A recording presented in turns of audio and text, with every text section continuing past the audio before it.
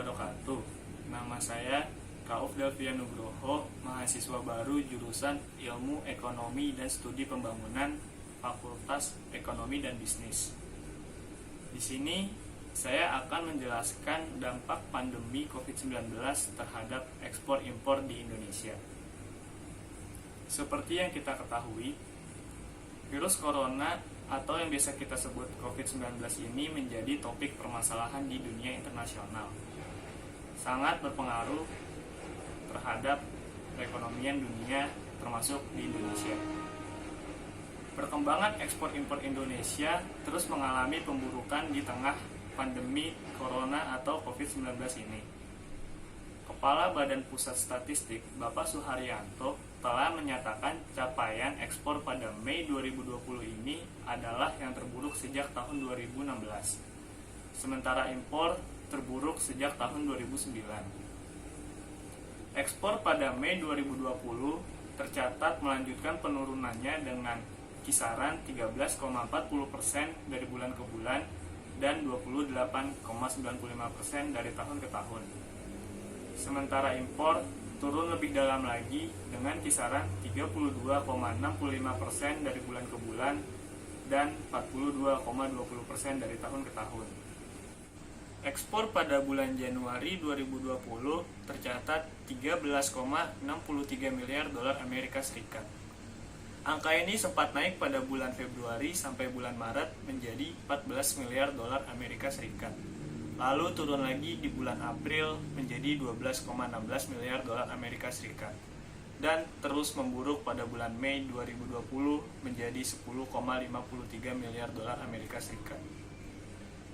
Sementara impor pada bulan Januari 2020 tercatat 14,27 miliar dolar Amerika Serikat. Angka ini turun menipis pada bulan Maret 2020 menjadi 13,35 dolar Amerika Serikat. Pada bulan April 2020, angka ini terus menurun menjadi 12,54 miliar dolar Amerika Serikat dan 8,44 miliar dolar Amerika Serikat pada bulan Mei 2020. Gara-gara capaian ini, surplus 2,09 miliar dolar Amerika Serikat bukanlah kabar yang menggembirakan. Kepala Badan Pusat Statistik, Bapak Suharyanto, mengingatkan agar berhati-hati menyikapinya lantaran menjadi pertanda buruk bagi pertumbuhan ekonomi kuartal 2 atau Q2 dan kinerja industri Indonesia. Peneliti Institute for Development of Economics and Finance, INDEF, Abdul Manap menjelaskan tren ini menunjukkan ekspor-impor di Indonesia melambat. Meski sebagian besar negara sudah membuka aktivitasnya, tapi permintaan tak terkerek.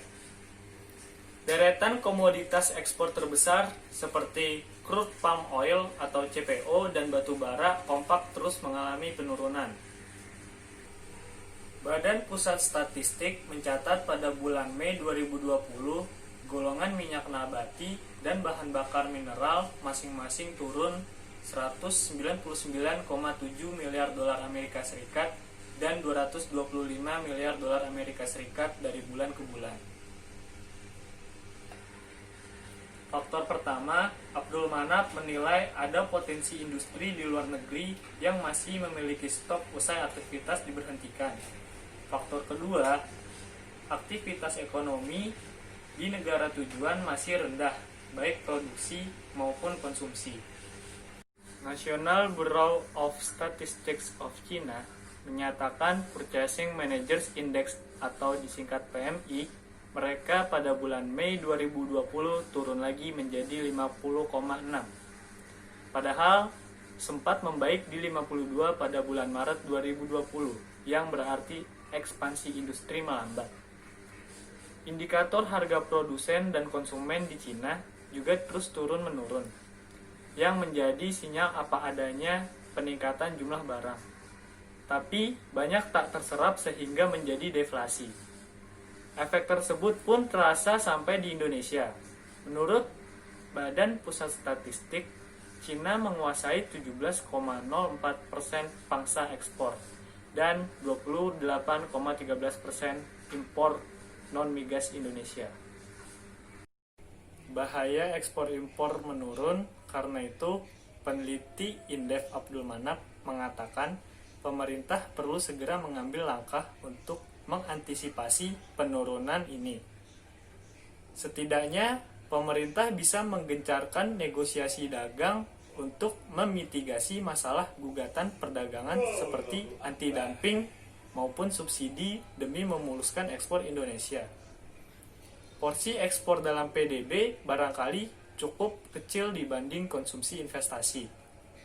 Namun, Abdul Manap mengingatkan efeknya akan terasa pada seretnya penerimaan devisa Indonesia yang bakal menyulitkan pengendalian nilai tukar kala diguncang ketidakpastian ekonomi global.